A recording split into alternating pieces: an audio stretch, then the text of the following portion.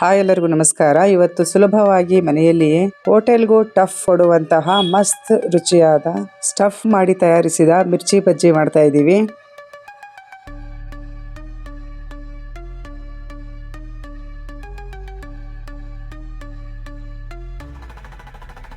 Evening tea ಟೈಮ್ಗೆ ಇದಕ್ಕಿಂತ super snacks ಬೇರೆ ಇಲ್ಲ. ಹಾಗಾದರೆ ತಡ ಮಾಡದೆ ಸ್ಟಾರ್ಟ್ ಮಾಡೋಣ. ಮೊದಲು ಈ ಮಿರ್ಚಿಯನ್ನು ತಗೊಂಡು ಚೆನ್ನಾಗಿ ವಾಶ್ ಮಾಡಿ ಮಧ್ಯದಲ್ಲಿ ಕಟ್ ಮಾಡಿಕೊಂಡು ಬೀಜಗಳ ತೆಗಿಬೇಕು. ಬೀಜ ತೆಗೆದೆ ಹಾಗೆ ತಿಂತೀವಿ ಅಂತಂದರೆ ತುಂಬಾ ಖಾರ ಆಗುತ್ತೆ, ತಿನ್ನೋದಕ್ಕೆ ತುಂಬ ಕಷ್ಟ ಆಗುತ್ತೆ. ಅದಕ್ಕೆ ನಾನು ಇವಾಗ ಎಲ್ಲ ಚೆನ್ನಾಗಿ ವಾಶ್ ಮಾಡಿಕೊಂಡು ಬೀಜಗಳೆಲ್ಲ ಈ ರೀತಿ ತೆಗಿತಾ ಇದ್ದೀನಿ.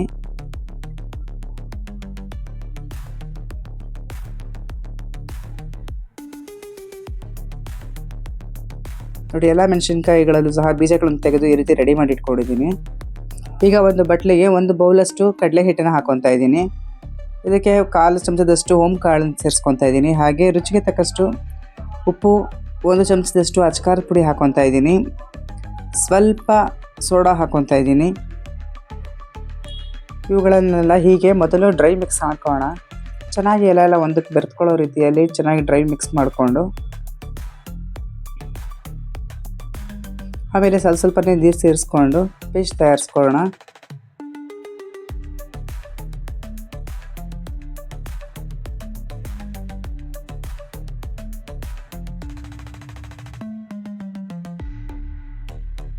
ಸ್ಪೂನಿಂದ ಒಂದ್ಸರಿ ಚೆನ್ನಾಗೆಲ್ಲ ಮಿಕ್ಸ್ ಮಾಡ್ಕೊಂಡ್ಮೇಲೆ ಕೈಯಿಂದ ಒಂಚೂರು ಗಂಟಿಲ್ದೇ ಇರೋ ರೀತಿಯಲ್ಲಿ ಚೆನ್ನಾಗಿ ಕಲಿಸ್ಕೊಳ್ಳೋಣ. ನೋಡಿ, ಈ ರೀತಿ ಸಾಫ್ಟಾಗಿ ಕಲಿಸ್ಕೋಬೇಕು. ನೋಡಿ, ಇದಾಗಿದೆ. ಈಗ ನೋಡಿ, ಈ ರೀತಿ ಇರಬೇಕು. ಬ್ಯಾಟರ್ ಚೆನ್ನಾಗಿ ಸ್ಮೂತಾಗಿ ಕಲಿಸ್ಕೊಂಡ್ರೆ ಹೋಟೆಲ್ ರೀತಿ ಕ್ರಿಸ್ಪಿಯಾಗಿ ಬರುತ್ತೆ.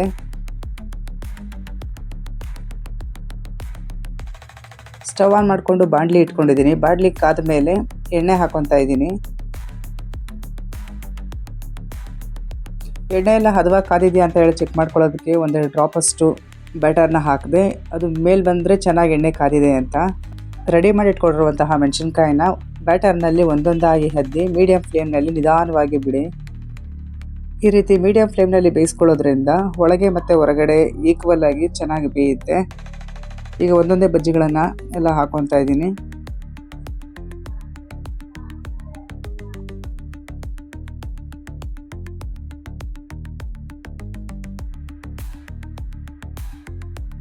ಒಂದು ಕಡೆ ಬೆಂದ ನಂತರ ಎಲ್ಲವನ್ನು ಚೆನ್ನಾಗಿ ತಿರುವಾಕೋಬೇಕು. ಎಲ್ಲ ಬಜ್ಜಿಗಳನ್ನು ಈ ರೀತಿ ತಿರುವಾಕೊಂಡು ಎರಡೂ ಕಡೆ ಚೆನ್ನಾಗಿ ಗರಿ ಗರಿ ಆಗಬೇಕು. ಅಲ್ಲಿವರೆಗೂ ಕೂಡ ಇದು ಗೋಲ್ಡನ್ ಬ್ರೌನ್ ಬರೋವರೆಗೂ ಚೆನ್ನಾಗಿ ಫ್ರೈ ಮಾಡ್ಕೊಳ್ಳೋಣ.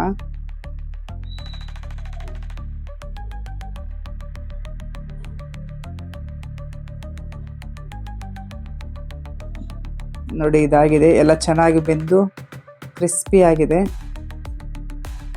ಈ ಹದಕ್ಕೆ ಬಂದಮೇಲೆ ಇದನ್ನು ತೆಗೆದುಬಿಡೋಣ. ನೋಡ್ತಾ ಇದ್ರೆ ನೋಡಿ, ಈಗಲೇ ತಿಂದ್ಬಿಡೋಣ ಅನ್ನೋಷ್ಟು ಟೆಂಪ್ಟ್ ಆಗ್ತಾ ಇದೆ. ಇನ್ನು ಉಳಿದಿರುವಂತಹ ಬಜ್ಜಿಗಳನ್ನೆಲ್ಲ ಅದೇ ರೀತಿಯಲ್ಲಿ ಫ್ರೈ ಮಾಡ್ಕೊಳ್ಳೋಣ.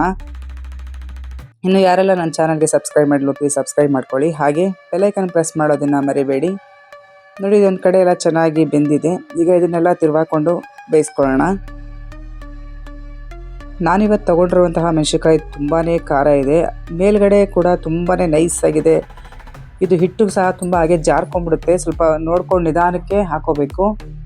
ಇದನ್ನು ಉಪ್ಪಲ್ಲಿ ನೆನೆಸ್ಬಿಟ್ಟು ಸಹ ಉಪಯೋಗಿಸ್ತಾರೆ. ನಾನಿವತ್ತು ಹಾಗೆ ಉಪಯೋಗಿಸಿದ್ದೀನಿ. ಅದಕ್ಕೋಸ್ಕರ ಬೀಜಗಳೆಲ್ಲ ತೆಗೆದು ಉಪಯೋಗಿಸಿದ್ದೀನಿ.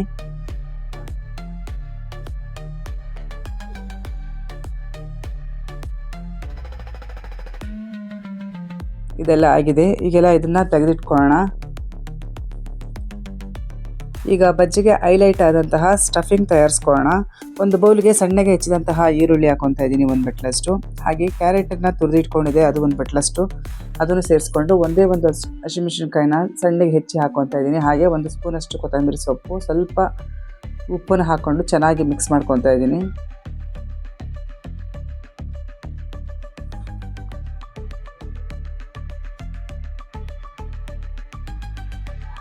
ಇದು ಫ್ರೈ ಮಾಡಿದ ಬಜ್ಜಿಗೆ ಫ್ರೆಶ್ ಆಗಿ ಸೂಪರ್ ಫ್ಲೇವರ್ ಕೊಡುತ್ತೆ.